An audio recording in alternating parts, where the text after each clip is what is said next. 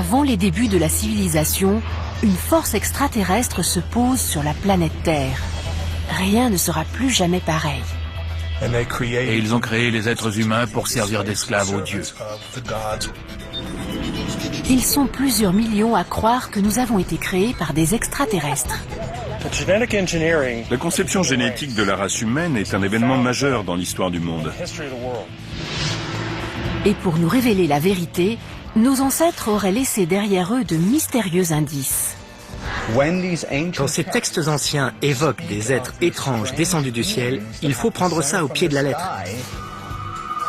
On a reçu la visite d'extraterrestres. Alors, les extraterrestres ont-ils fécondé les premiers humains, accélérant ainsi notre évolution de plusieurs milliers d'années? Un homme dit en avoir la preuve. Je crois que Star Child n'est pas entièrement humain. Mais tout le monde n'est pas convaincu. Tant qu'il n'y aura pas de preuves concrètes, les scientifiques ignoreront tout ça. Sceptiques ou partisans, ils enquêtent sur la théorie des anciens astronautes. Les extraterrestres sont-ils parmi nous?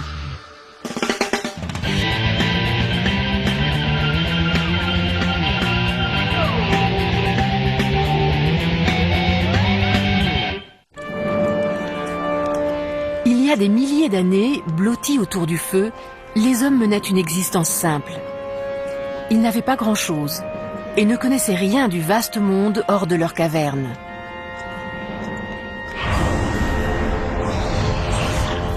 Mais l'histoire raconte qu'un jour, l'univers a changé à tout jamais.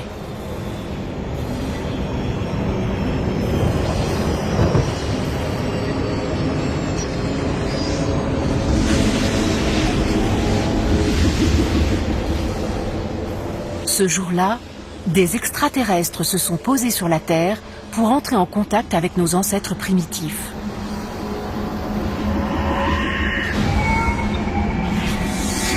C'étaient des astronautes qui venaient d'une autre planète.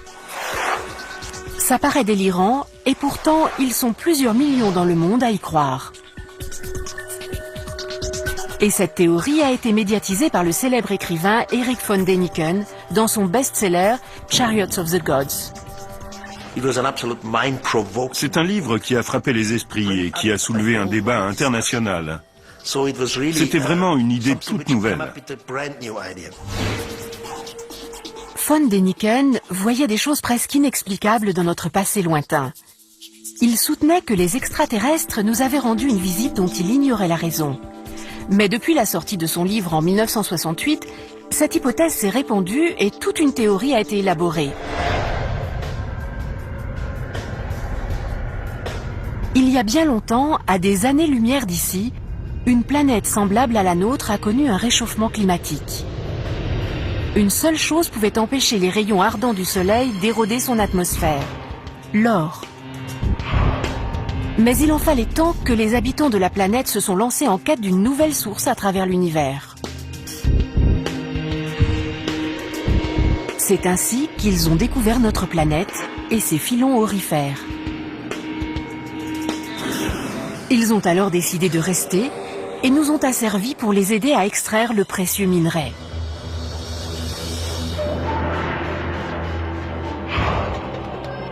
Pendant leur séjour sur Terre, ils ont bâti des monuments prodigieux comme les pyramides d'Égypte et d'Amérique.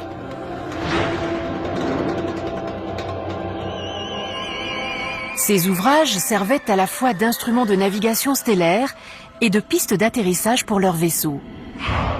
Peut-être ces visiteurs nous ressemblaient-ils, ou peut-être pas. Quoi qu'il en soit, ils nous ont apparemment initiés à de nouvelles technologies. Disciple d'Erich von Däniken, Giorgio Tsoukalos va encore plus loin. Sur le plan technologique, on était encore primitifs et ils nous ont poussés dans la bonne direction. Ils nous ont enseigné les mathématiques, l'astronomie, l'agriculture et plein d'autres choses. Et ça, juste pour nous guider dans la bonne direction. Et ce qu'ils nous ont enseigné de plus précieux, ce sont les techniques d'exploitation minière nécessaires à l'extraction de l'or. Tout ça ne semble pas très sérieux, et pourtant il paraît qu'il y a des preuves.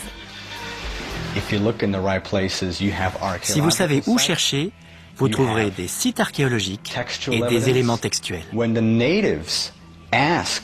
Quand les hommes ont demandé à ces êtres « D'où venez-vous ?», ils n'ont jamais indiqué l'autre côté de l'océan.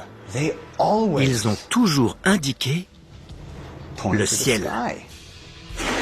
Mais la théorie des anciens astronautes est loin de faire l'unanimité. L'archéologue Ken Feder estime par exemple que ses défenseur ne voient que ce qu'ils veulent voir. C'est un peu les casques bleus de l'espace. Des extraterrestres atterrissent sur la Terre et après s'être accouplés avec nous, ils regardent autour d'eux en disant « Ces pauvres diables ont besoin d'aide ».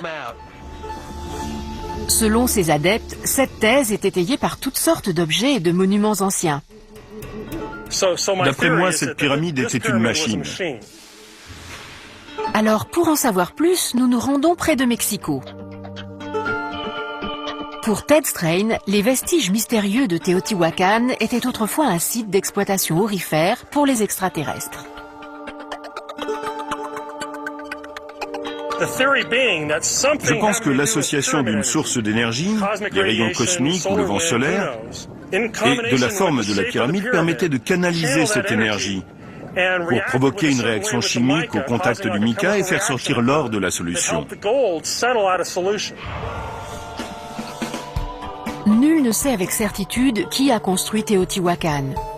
Tout ce que l'on sait, c'est que quand les Aztèques ont découvert la ville aux alentours du XIVe siècle, elle était déjà en ruine. Pour Ted Strain, c'est la preuve que les anciens astronautes l'utilisaient à la fois comme agence de recrutement, comme observatoire astral et comme centre commercial.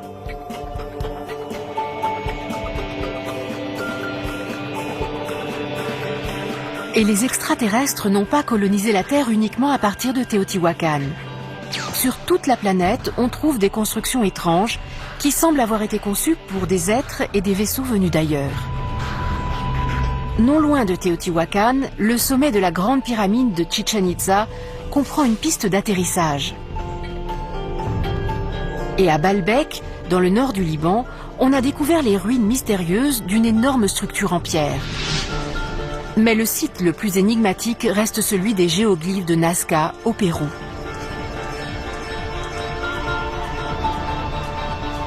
Ces lignes ont déconcerté archéologues et mystiques pendant plusieurs décennies. Entrelacées sur un haut plateau désertique, elles sont là depuis au moins 1000 ans. Et certains prétendent qu'elles ressemblent étonnamment à nos pistes d'atterrissage modernes.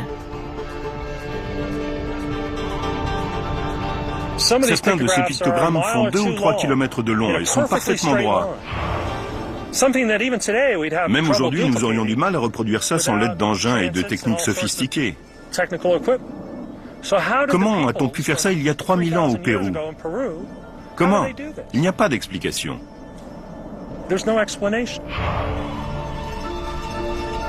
Mais les lignes de Nazca sont encore plus étonnantes quand on les observe du ciel. On voit alors apparaître des singes, des araignées et des oiseaux grands comme des terrains de football et pourtant invisibles depuis le sol. Comment une ancienne civilisation aurait-elle pu faire ça sans l'aide d'une machine, d'un avion ou même d'une navette spatiale? Peut-être que quelqu'un leur indiquait où tracer les lignes depuis un ballon, un avion, une navette ou un engin antigravité.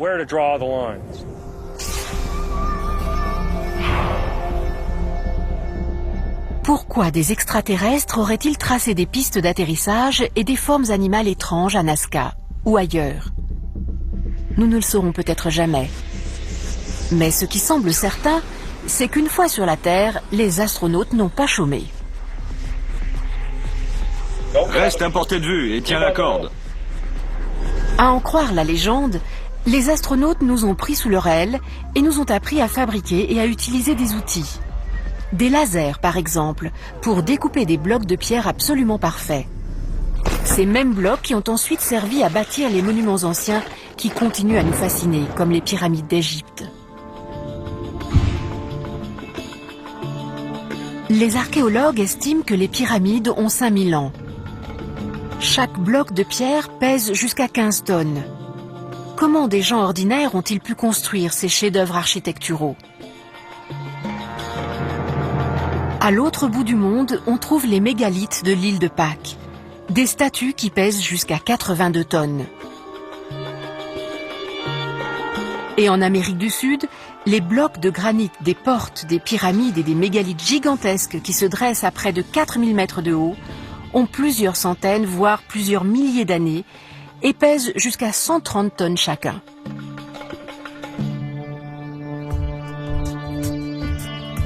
Les technologies sophistiquées nécessaires au commun des mortels pour déplacer, sculpter et enluminer de telles masses pouvaient-elles être connues de nos ancêtres?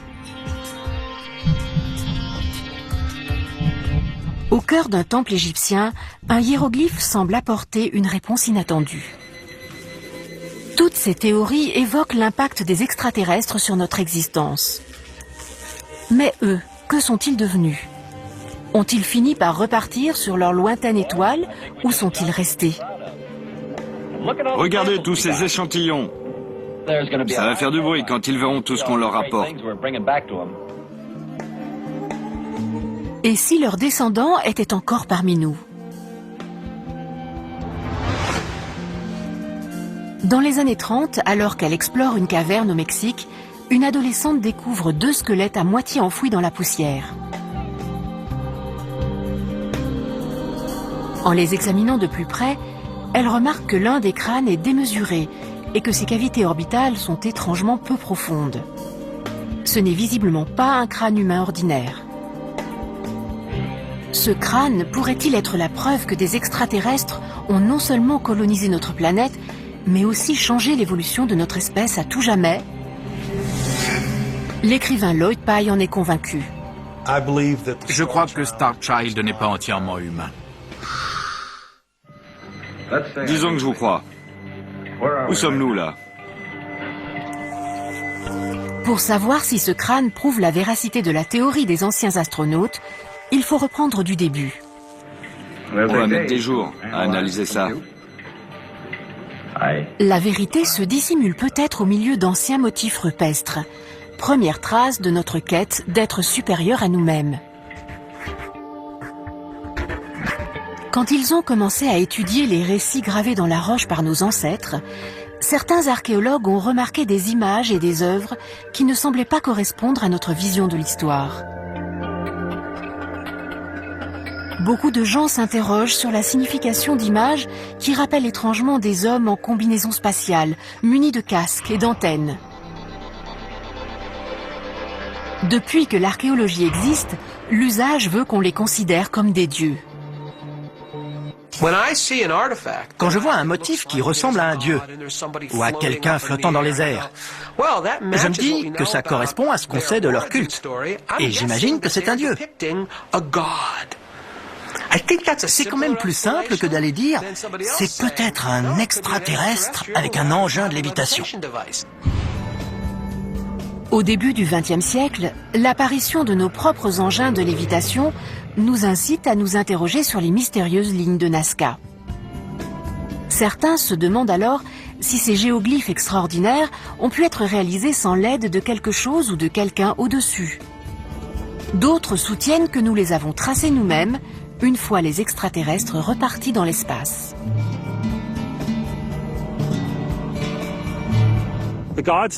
Quand les dieux sont partis, les peuples sur Terre qui avaient été en contact avec eux ont voulu qu'ils reviennent. Alors ils ont dessiné des motifs sur le sol pour leur dire « Nous sommes là. Si vous revenez, atterrissez ici. » Des extraterrestres seraient-ils ainsi à l'origine de nos plus grandes réalisations culturelles et artistiques? L'hypothèse a longtemps semblé trop farfelue pour être envisagée. Mais dans les années 60, l'homme explore l'espace et pose un pied sur la Lune. Et soudain, l'idée que des êtres venus d'une autre planète nous ont rendu visite n'est plus si inconcevable.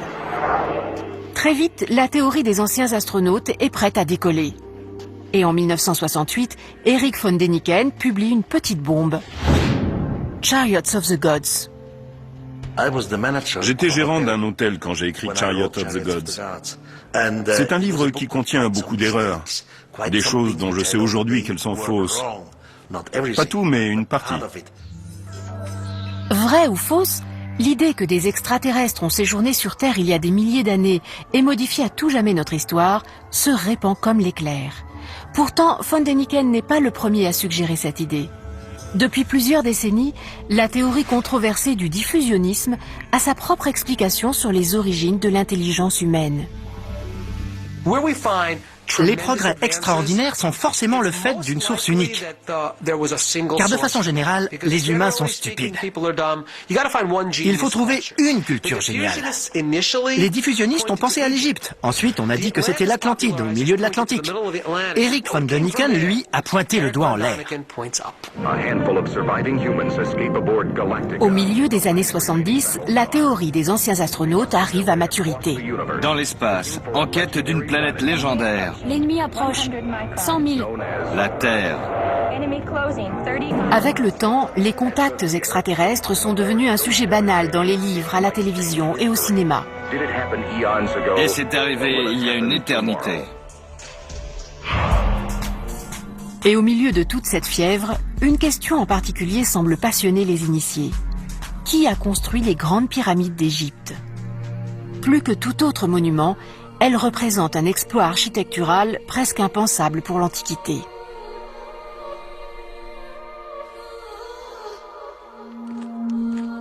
Pour l'écrivain William Henry, il est évident qu'elles n'ont pas été conçues par les Égyptiens. Quand je vois les pyramides, je me dis qu'une race extraterrestre a forcément participé à leur construction. Une conviction renforcée par l'existence des salles souterraines. Beaucoup de gens considèrent qu'elles servaient à protéger les prêtres égyptiens lors des allées et venues des dieux, les extraterrestres. Je pense que la Grande Pyramide est un capteur d'énergie géant qui peut à la fois recevoir et envoyer de l'énergie à des points éloignés du cosmos. Tout repose sur sa situation au centre des masses terrestres du globe.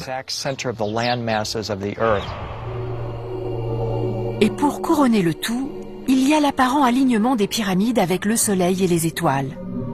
Leur orientation géographique les place directement dans l'axe des étoiles de la constellation d'Orion. Comment une civilisation vieille de 5000 ans a-t-elle fait des calculs si complexes et pourquoi? Le vidéaste Ted Strain voit un mystère similaire dans les pyramides de Teotihuacan.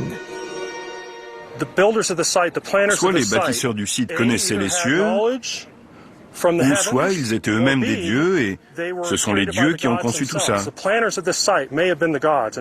Teotihuacan signifie d'ailleurs le site des dieux, là où les dieux se réunissent.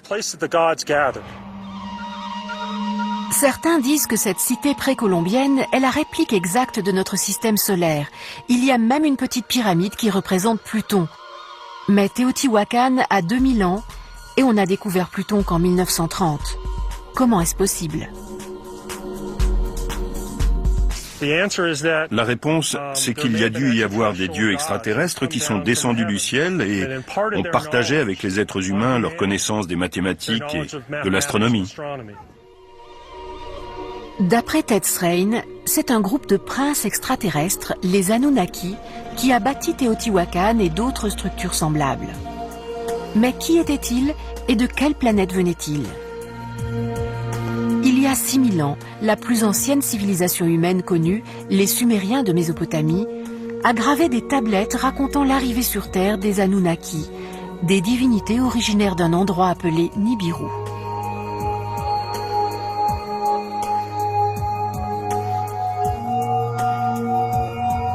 Ils nous ont apporté de nouvelles technologies et nous ont montré notre place dans le système solaire. La plupart des chercheurs considèrent que les récits sumériens relèvent du mythe, mais pas tous. Quand ces textes anciens évoquent des êtres étranges descendus du ciel, il faut prendre ça au pied de la lettre.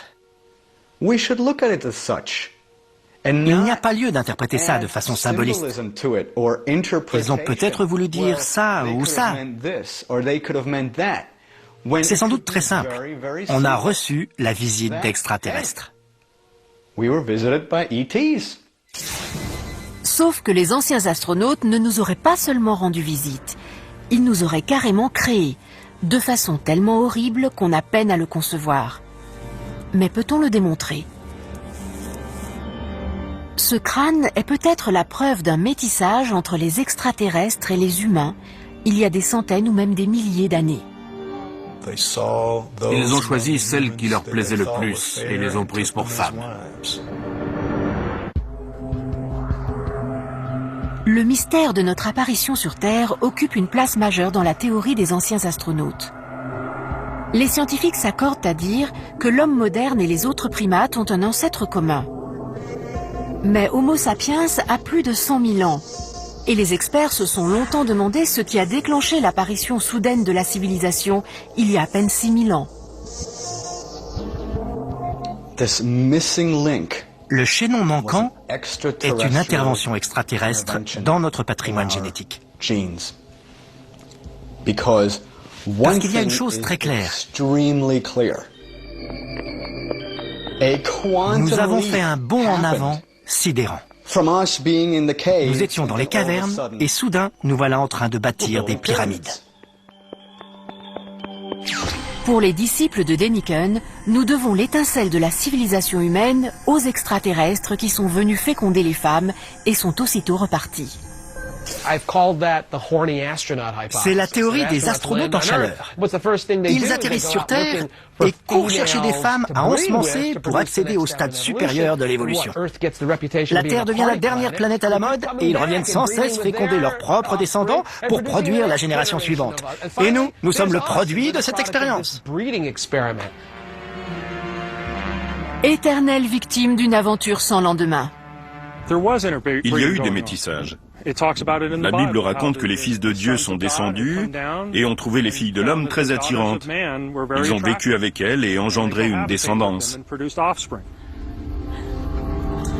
Et s'il y avait quand même eu un lendemain?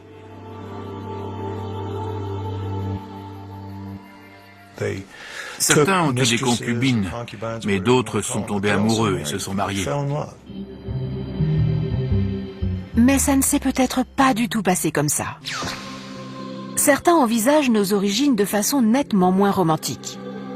La méthode utilisée pour nous créer relèverait plutôt de la manipulation génétique. Les tablettes sumériennes racontent comment les dieux ont façonné les humains à partir de tubes, de jarres et d'argile.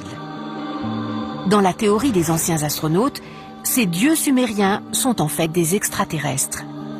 Mais qu'ils nous aient engendrés ou modelés dans l'argile, le problème reste entier. Pourquoi?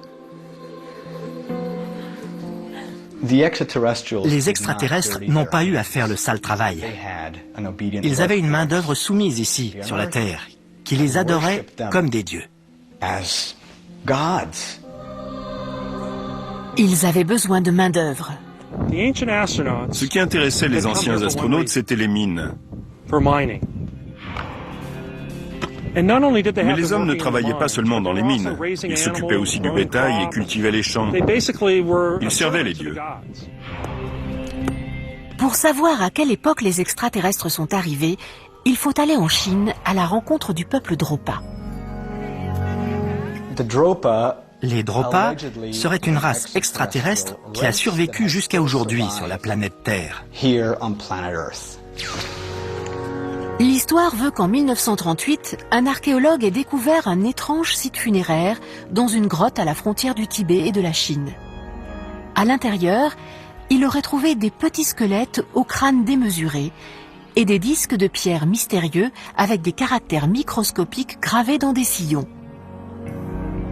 Passée inaperçue, cette découverte singulière refait surface 20 ans plus tard, lorsque quelqu'un prétend avoir traduit les inscriptions.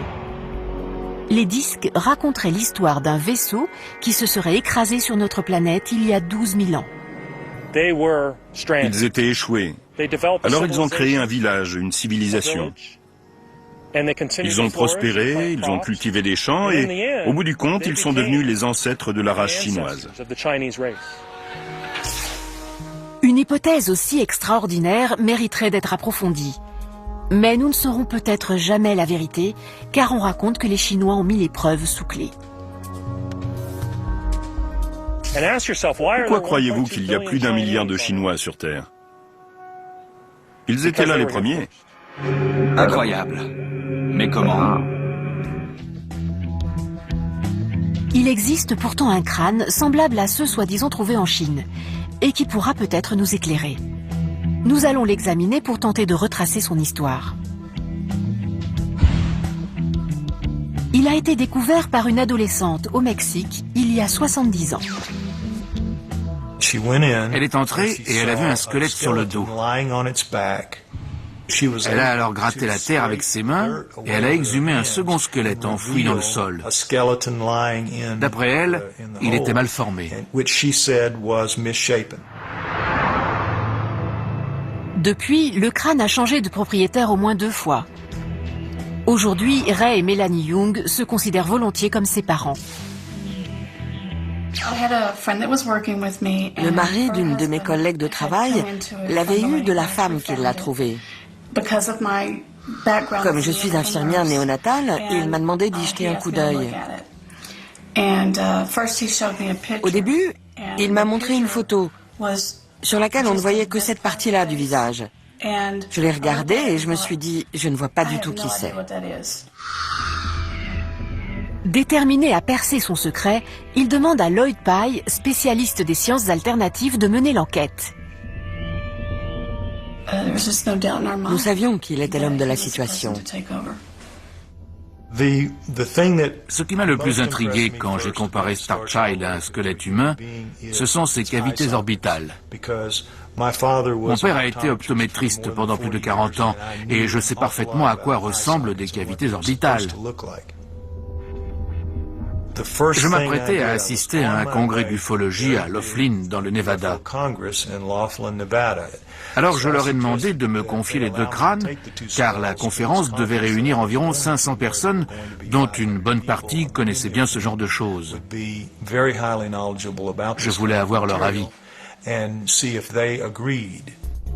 La trouvaille surprend tout le monde. Ils se sont tous accordés à dire que ce crâne ressemblait énormément à celui d'un gris. Les gris correspondent au type d'extraterrestre que nous connaissons le mieux. J'ai aussitôt décidé de le montrer à des scientifiques. Lloyd veut d'abord déterminer l'âge exact du crâne. Il le confie à un laboratoire de Miami pour une datation au carbone 14 qui révèle qu'il a 900 ans. Les chercheurs observent ensuite le crâne au microscope. Ils découvrent un étrange résidu rouge et des fibres singulièrement solides à l'intérieur de l'os.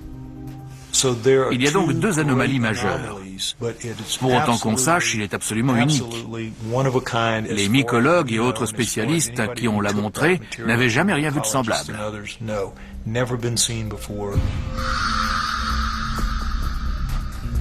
Lloyd est convaincu que ce crâne n'est pas totalement de notre monde et que son propriétaire descendait probablement d'un humain et d'un extraterrestre. Il l'a baptisé Starchild, l'enfant des étoiles. Ce n'était pas très avisé comme choix. Quand j'appelle des scientifiques et que je leur dis « j'ai un crâne étrange à vous montrer », ils me demandent s'il a un nom.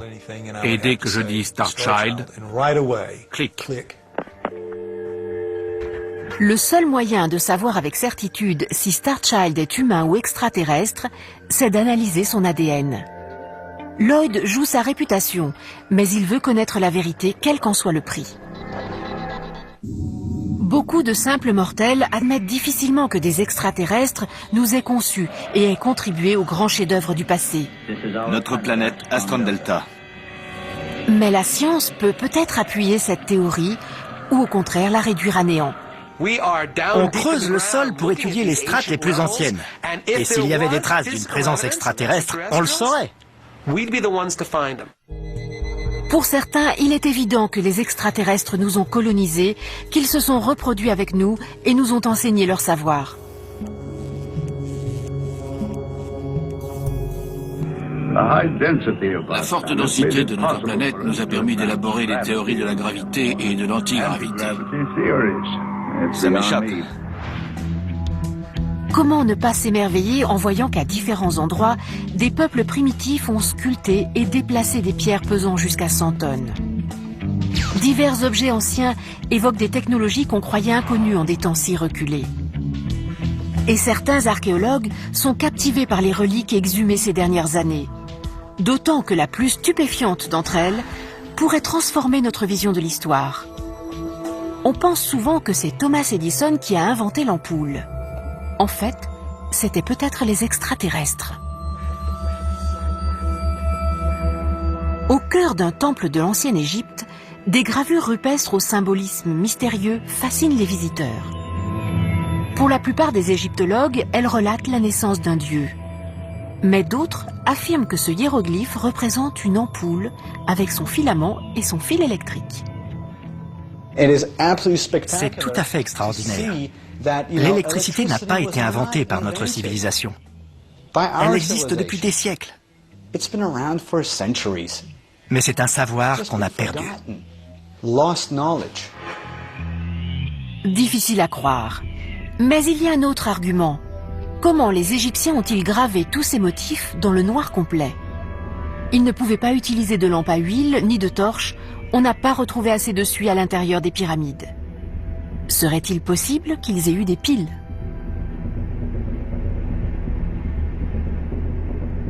Non loin de l'Égypte, dans les années 30, des archéologues ont découvert un appareil remarquable qui prouve que les gens qui vivaient ici il y a 2000 ans avaient fabriqué des piles électriques. On appelle ça la pile de Bagdad.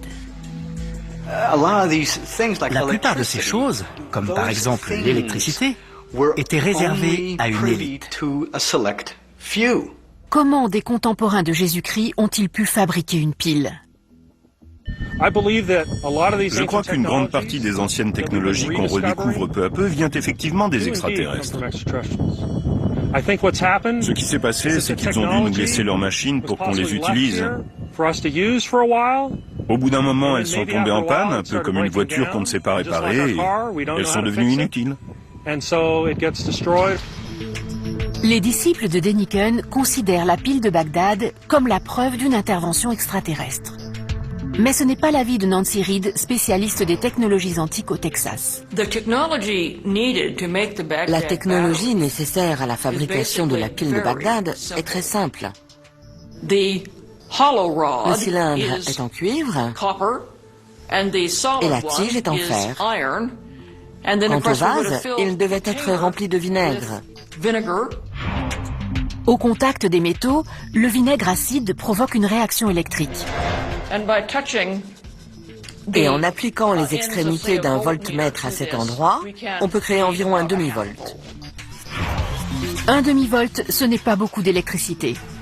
Et on ignore toujours pourquoi des piles ont été fabriquées il y a 2000 ans. Reste à savoir si c'est une technologie extraterrestre ou quelque chose d'encore plus étonnant.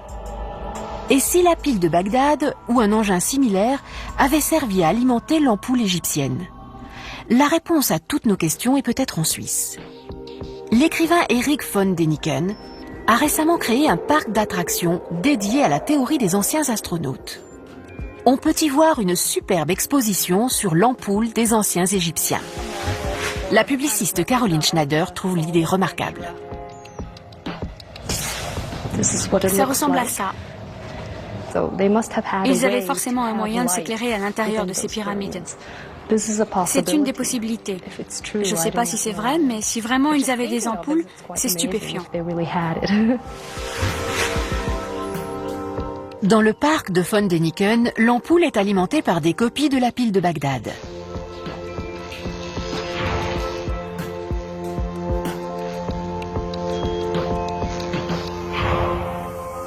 Mais l'image originale représente-t-elle vraiment une ampoule, ou cette idée est-elle le produit d'une imagination trop féconde? Quand ils lisent von Däniken, je recommande à mes étudiants de couvrir les légendes sous les dessins. Et je vous garantis que si vous faites ça, vous ne voyez pas une ampoule. Vous voyez quelque chose qui ressemble à une aubergine.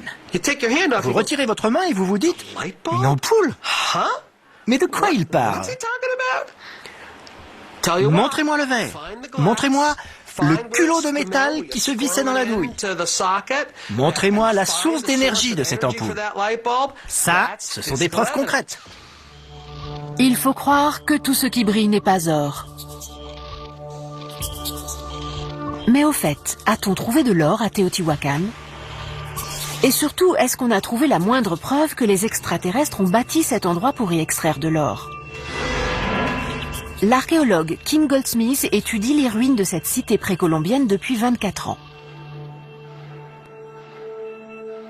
Il n'y avait pas d'or ici. Pour commencer, il n'y a pas de filon aurifère dans la région.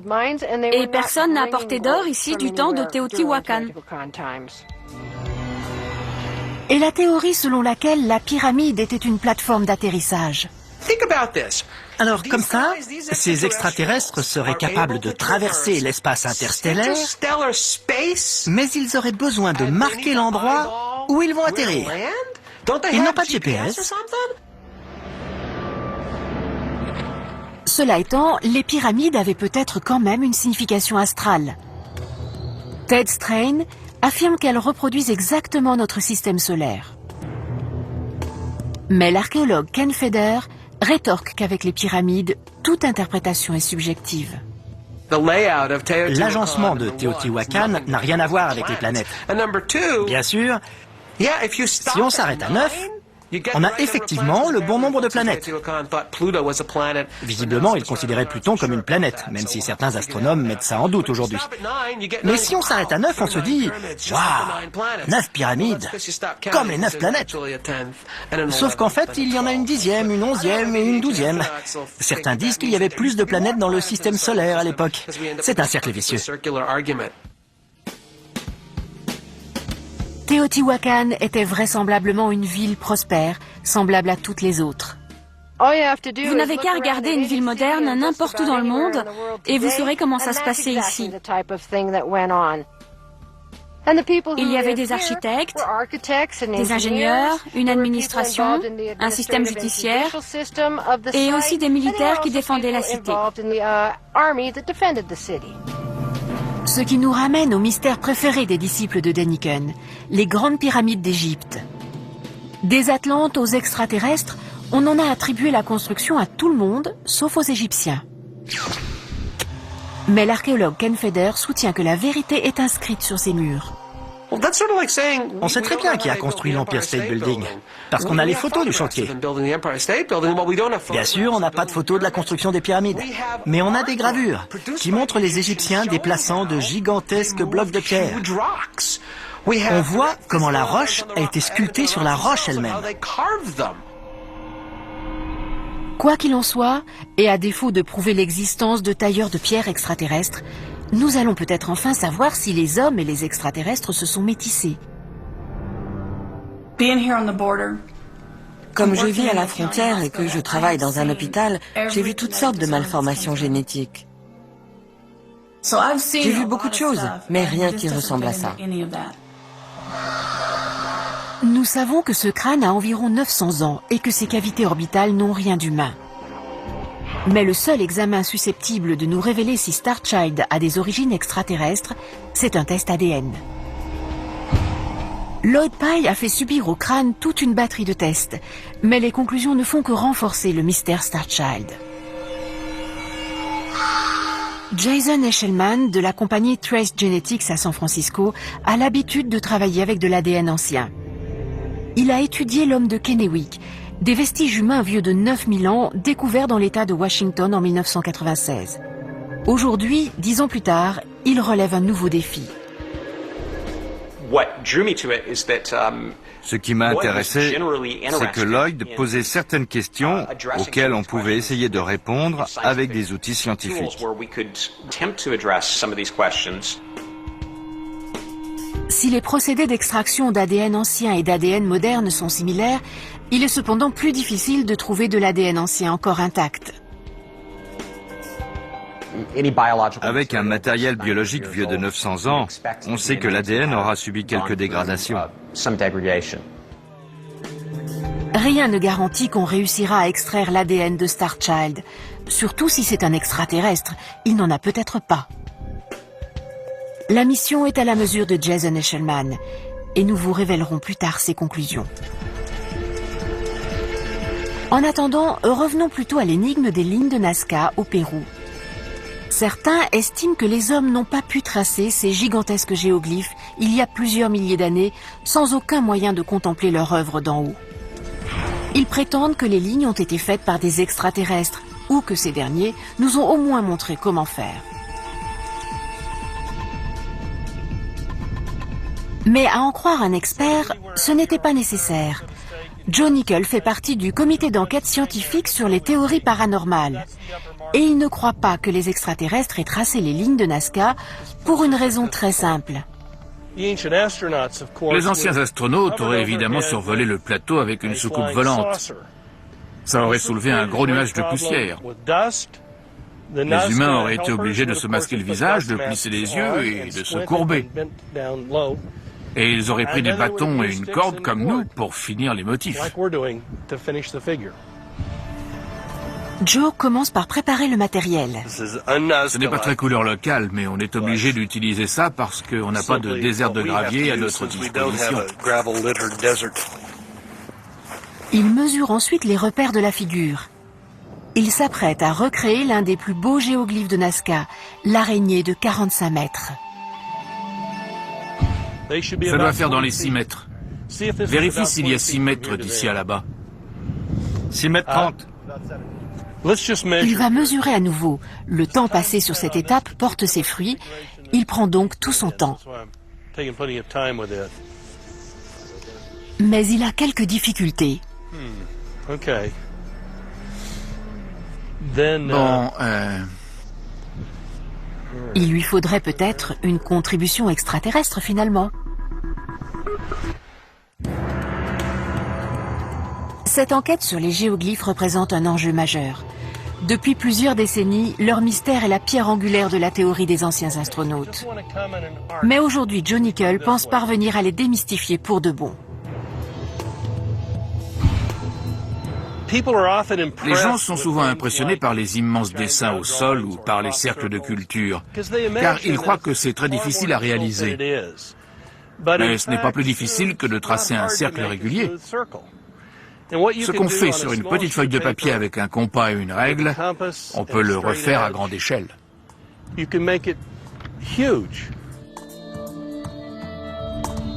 Il suffit de dessiner des repères sur une grille et de les reporter au sol avec de simples piquets et une corde. Ça n'a rien de très compliqué. Et Joe n'en est pas à son premier essai. En 1982, il a déjà reproduit l'un des plus grands motifs de Nazca, un condor de 140 mètres. C'est en forgeant qu'on devient forgeron. Et si c'est vrai pour Joe, ça l'était aussi pour les Nazca. Car après un examen plus approfondi, on s'aperçoit que les lignes originales ne sont pas toujours droites. Visiblement, il y a eu quelques erreurs de calcul. Avec le temps, les artistes ont corrigé le tir et perfectionné leur technique. Mais pourquoi s'être lancé dans une telle entreprise? Certains soutiennent que les Nazca attendaient le retour des extraterrestres et qu'ils ont dessiné ces lignes pour les faire revenir. C'est une histoire intéressante. Il y a des gens qui croient à ça et d'autres qui croient aux cloches de Pâques. Encore une fois, en tant qu'archéologue, j'aimerais voir des preuves. Car toute cette théorie repose sur l'idée qu'il y avait des extraterrestres à qui indiquer le chemin, une hypothèse déjà audacieuse. Il existe un vieux principe scientifique, le rasoir d'Occam. Il dit que quand on a plusieurs explications possibles, il faut choisir celle qui introduit un minimum de nouvelles hypothèses et s'y tenir tant qu'on n'a pas d'éléments matériels concrets prouvant que cette explication est fausse et qu'une autre est vraie. Sinon, on fait au plus simple. Et il y a beaucoup d'explications plus simples qui s'offrent à nous. Celle de Joe Nickell nous ramène aux dieux. On ôtait les graviers pour dénuder la terre, et on utilisait ces figures comme chemin de procession, un peu comme des labyrinthes. Parfois, il y a même des tracés qui serpentent inutilement, sans doute pour mieux s'imprégner de la force de l'image. La plupart des géoglyphes de Nazca ont un point commun, des lignes qui s'étendent à l'extérieur du motif lui-même. Celle-ci, par exemple, semble former une entrée vers le corps du colibri. Nickel en a conclu que les gens qui ont tracé ces figures les parcouraient dans le cadre d'un rite religieux. Elles avaient peut-être d'autres fonctions, mais je suis sûr que les lignes servaient de chemin de cérémonie. Reste le problème de Starchild. Ce crâne de 900 ans prouve-t-il qu'il y a eu un métissage entre humains et extraterrestres il y a des centaines ou même des milliers d'années? À San Francisco, Jason Eshelman essaie d'extraire l'ADN de Starchild. Il ignore s'il est humain. Et de toute façon, nul ne sait à quoi ressemble de l'ADN extraterrestre.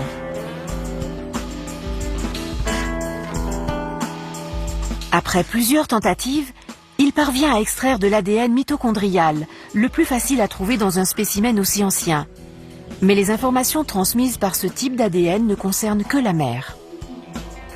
Le génotype qu'on a trouvé correspond tout à fait à la région du sud-ouest où il a été découvert. L'ADN de Starchild indique que sa mère était humaine. J'ai cherché de l'ADN humain. Quand quelque chose a une forme humanoïde, on s'attend à trouver de l'ADN humain. Mais tant qu'on n'aura pas analysé l'ADN nucléaire de Starchild, Lloyd Pyle ne saura pas qui était le père. Quand on étudiera son ADN nucléaire, on verra qu'il n'est pas humain à 100%. Certains ne voient pas l'utilité d'en savoir plus sur les parents de Starchild. Je ne vois rien qui indique un enfant extraterrestre dans ce crâne. C'est juste une anomalie de la nature humaine, comme on en a déjà constaté. En tant qu'anthropologue médico-légal, Bill Rodriguez a vu toutes sortes de crânes. Il a même examiné Starchild en 1999. Si un profane observait les ossements de Starchild, il les trouverait certainement étranges et inhabituels, peut-être même un peu monstrueux.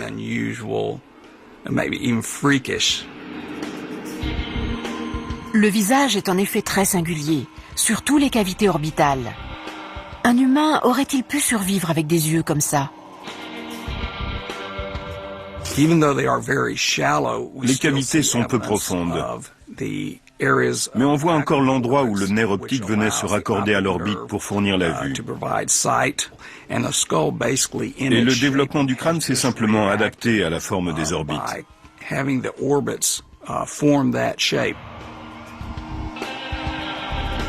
Mais Starchild a d'autres particularités bizarres, comme par exemple sa boîte crânienne difforme. Pour Lord Pye, cette difformité suffit à prouver que son protégé n'est pas entièrement humain. La seule explication possible, c'est qu'il s'est développé ainsi à cause de ses gènes. Son corps a dû consentir à différentes compensations qui lui ont permis d'intégrer des changements importants qu'on ne voit pas chez les êtres humains. Pourtant, Bill Rodriguez possède le moulage d'un crâne humain dont la forme rappelle un peu celui de Starchild. Chez les jeunes enfants, les bosses pariétales sont souvent marquées. C'est l'endroit où, de chaque côté, l'os pariétal forme une sorte de protubérance. Ce n'est pas anormal, mais comme je le disais, si on regarde ce crâne de dos sans voir la zone du visage, on retrouve le même genre de profil que celui de Starchild. Là encore, l'interprétation est subjective.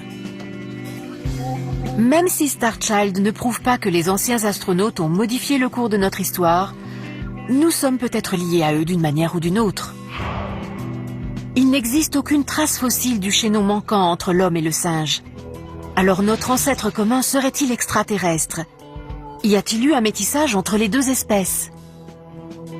Carl Sagan avait raison de dire qu'il serait plus facile à un être humain de s'accoupler avec un pétunia qu'avec un extraterrestre. Au moins, l'homme et le pétunia ont évolué sur la même planète. Non, il n'y a rien de rationnel là-dedans. Tout ça est purement fantaisiste.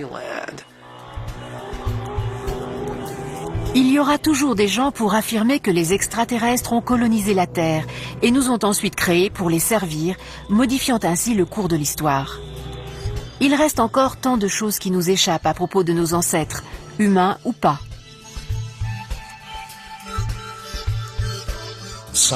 La science n'est qu'une longue suite d'erreurs corrigées.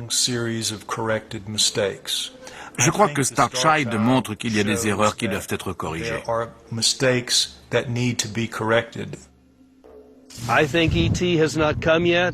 Je pense que les extraterrestres ne sont pas encore venus. Il y en a peut-être quelque part dans l'immensité de l'univers, mais rien ne prouve qu'ils nous ont rendu visite. Et ça ne risque pas d'arriver de sitôt. En l'absence de faits concrets, les légendes et les œuvres d'art du passé seront toujours sujettes à interprétation. C'est presque comme si, au fond de nous, on savait que notre place est dans les étoiles. Reste à savoir comment y retourner. Je crois que c'est le désir de trouver une force divine. S'il n'y a pas un Dieu surnaturel, peut-être que des créatures semblables aux dieux, avec des pouvoirs divins, nous sauveront un jour de nous-mêmes. Nous ne saurons sans doute jamais toute la vérité. Alors, à nous de nous faire notre propre idée à partir des faits. La seule façon de prouver que la théorie des anciens astronautes est fausse, c'est que les extraterrestres eux-mêmes viennent nous dire « On n'a jamais mis les pieds ici ». Pas mal, hein? Il y a peut-être quelque chose d'extraterrestre dans notre culture, ou même dans notre ADN. À moins qu'une telle idée ne soit tout simplement venue d'ailleurs.